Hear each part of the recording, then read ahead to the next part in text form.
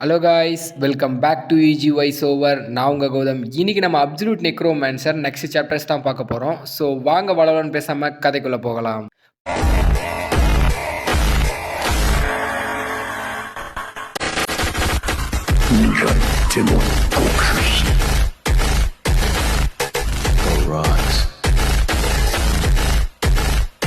போன சாப்டர் எதோட முடிச்சிருந்துருப்பாங்கன்னு பார்த்தீங்கன்னா, நம்ம ஹீரோவும் மாஸ்கை கழட்டி கோல்டு லிச்சுக்கிட்ட தான் ஐடென்டிஃபையை காட்டியிருந்திருப்பான்.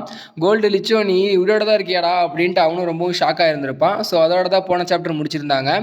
சாப்டரோட ஸ்டார்டிங்கில் பார்த்தீங்கன்னா, நம்ம கோல்டு லிச்சும் 600வது ஃப்ளோரில் தான் உன்னை எல்லாம் 9 ஸ்டார்லாம் சேர்ந்து பெட்ரே பண்ணிட்டாங்க இல்லையா? ஸோ நீ எப்படி மறுபடி உயிரோட வந்த அந்த கதையை சொல்லுன்ட்டு நான் கேட்டிருந்திருப்பான். ஹீரோவும் மொத்த கதையை சொல்லியிருந்திருப்பான். அப்போ நம்ம கோல்டு லிச்சும் அப்போ நீ அந்த டீமனோட பவர் மூலமாக ரெசரக்ஷன் ஆயிருக்கு இல்லையா அப்படின்ட்டு அவனும் சொல்லிக்கிட்டு இருக்கான். நம்ம ஹீரோவும் ஆமாம் அதெல்லாம் நடந்ததெல்லாம் ஒரு பெரிய கதை அப்படின்னு சொல்லிட்டு இருக்கான். அப்போ கோல்டு லிச்சும் என்னால் நம்ப முடியல சார்ஜின்யாக்கு இப்போ நீ உயிரோட இருக்கிறத அப்படின்றான்.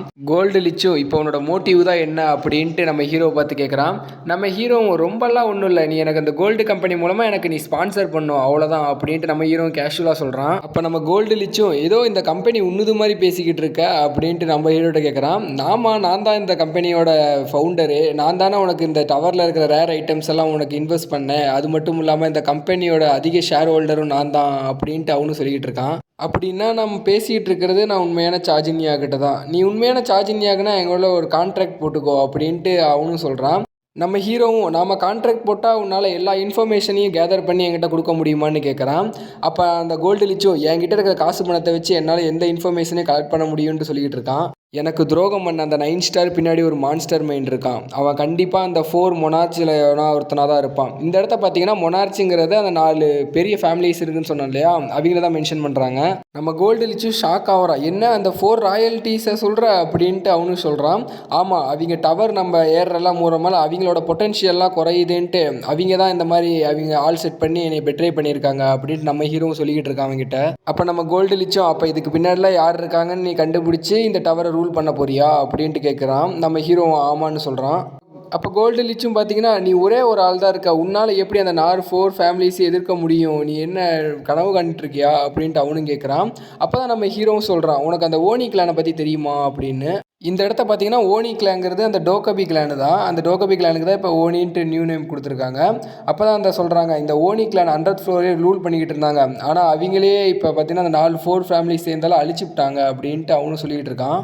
இந்த விஷயம்லாம் எனக்கு எப்படி தெரியுதுன்னு பார்க்குறியா, அந்த அழிவுலேருந்து தப்பிச்ச ஒரு யங் ஓனி என்கிட்ட தான் இருக்கா, அவள் பேர் ஹாயுன்ட்டு நம்ம ஹீரோ சொல்லிக்கிட்டு இருக்கான். கட் பண்ணால் பார்த்தீங்கன்னா பம்பரமாட்ட ஒரு ஹாருக்கு தலை சுற்றிட்டு போகிறதான் காமிக்கிறாங்க. கட் பண்ணால் நம்ம தலைவி தான் அதுங்களாம் வேட்டையாடிக்கிட்டு இருந்திருப்பா.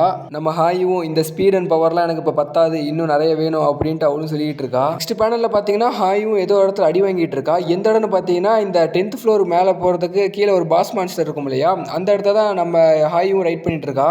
நம்ம ஹாயும் நான் அவளுக்கு ப்ராமிஸ் பண்ணி கொடுத்துருக்கேன், நான் சீக்கிரமாக ஒராபியானியை மீட் பண்ணியே ஆகணும் அப்படின்ட்டு அவளும் சொல்லிகிட்டு இருக்கான். அப்போ அந்த ஸ்பிரிட் இருக்க முடியும், அந்த ஸ்வாட் ஸ்பிரிட்டு, நீ சீக்கிரமாக அவனை மீட் பண்ணணும், என்னோட பவரை யூஸ் பண்ணிக்கோ அப்படின்ட்டு அவனும் சொல்லிகிட்டு இருக்கான்.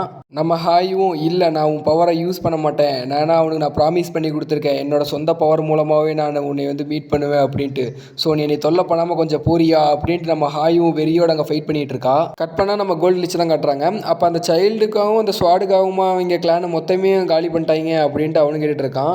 நம்ம ஹீரோவும் சொல்கிறான், ஆமாம் அவங்க எல்லாம் ஒன்று வேணும்னு முடிவு பண்ணிட்டாங்கன்னா எந்த எல்லைக்கு வேணாலும் போகிறாங்க அப்படின்ட்டு அவனும் சொல்லிட்டு இருக்கான்.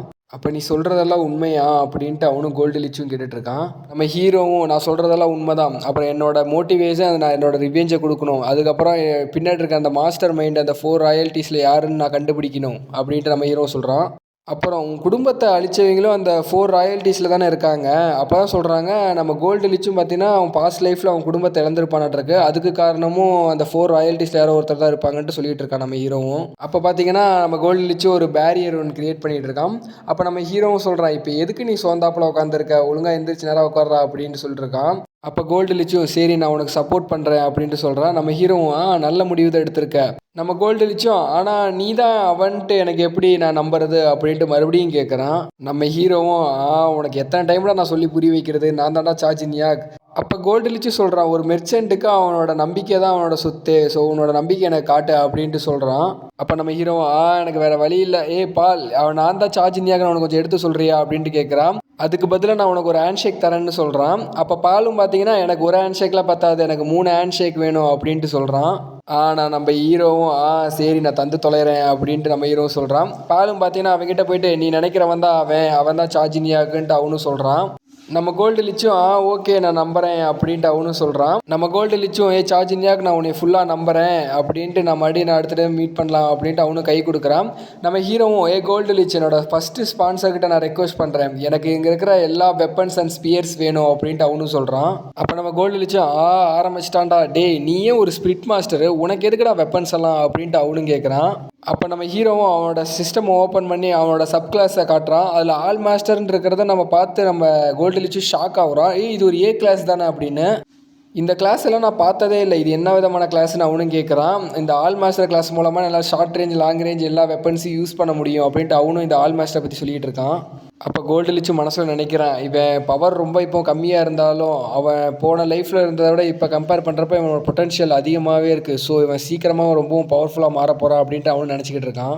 நம்ம கோல்டு லிச்சும் பப்பட் வெளியே தானே இருக்க, வா இங்கே அப்படின்ட்டு கூப்பிட்றான். அப்போ உங்கள் கான்வர்சேஷன்லாம் முடிஞ்சிருச்சா அப்படின்ட்டு அந்த மேனேஜரும் கேட்டுட்டு இருக்கான். நம்ம கோல்டு லிச்சும் நீ என்ன பண்ணுற, 10th ஃப்ளோரில் இருக்க ஸ்ட்ராங்கான வெப்பன்ஸ் எல்லாம் போய் எடுத்துகிட்டு வா, யாருக்குன்னு கேட்டால் அந்த விவிஐபின்னு சொல்லு அப்படின்ட்டு சொல்கிறான்.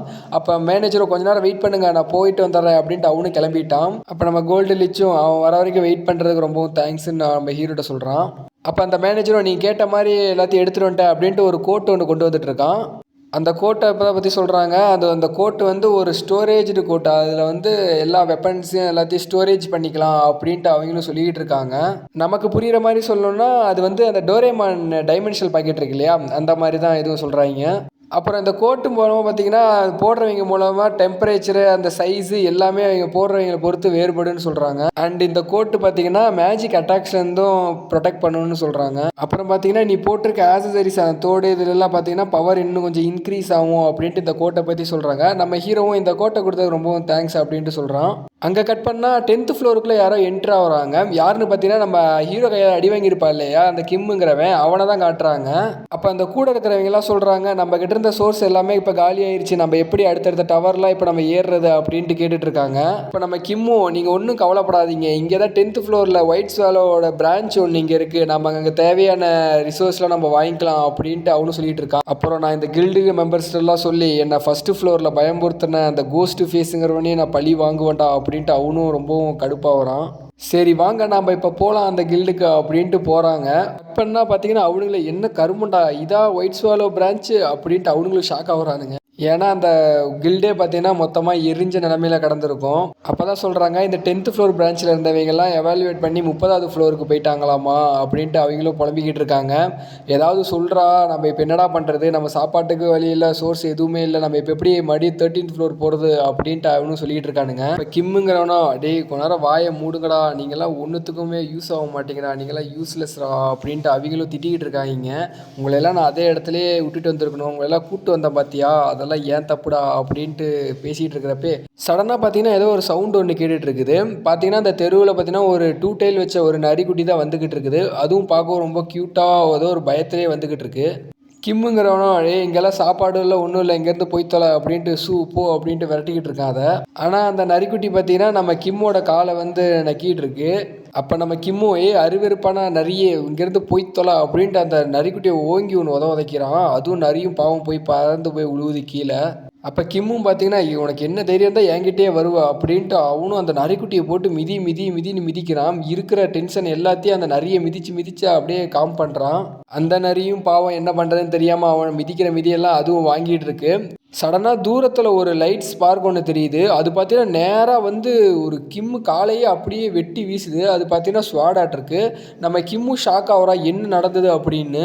அப்போ அந்த இருட்டுக்குள்ளேருந்து பார்த்தீங்கன்னா ஒரு உருவம் வந்துட்டுருக்கு. இங்கே என்னடா பண்ணிக்கிட்டு இருக்கீங்க அப்படின்னு. நம்ம கிம்மு யாரா நீ அறிவு கட்டவனே அப்படின்ட்டு அவனும் வழியில் கத்துறான்.